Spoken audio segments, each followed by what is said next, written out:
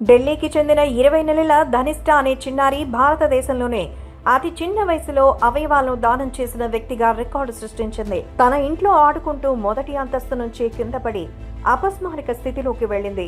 వైద్యులు ఆమెను brain dead గా ప్రకటించినప్పటికీ ఆమె శరీరంలో ఇతర అవయవాలు బాగానే పనిచేస్తున్నాయి. బ్రతికినంత కాలం ఆమె నిస్తేజంగా అలా హాస్పిటల్ వెంటిలేటర్ పైన ఉండాల్సిందే. దీంతో ఆమె తల్లిదండ్రులు డాక్టర్ల సలహా మేరకు ఆకాష్ కుమార్, బబితా దంపతులు తమ కుమారి అవయవాలను దానం చేయడానికి ధైర్యమైన నిర్ణయం తీసుకున్నారు. ధనిష్ట గుండె, కాలేయం, 2 కిడ్నీలు, 2 కార్నియాలను సర్ గంగారాం హాస్పిటల్లో సేకరించి 5 వేరువేరు రోగులకు అమర్చారు. ఈ దానం ద్వారా 5 వ్యక్తులకు కొత్త జీవితాన్ని ప్రసాదించింది ధనిష్ట.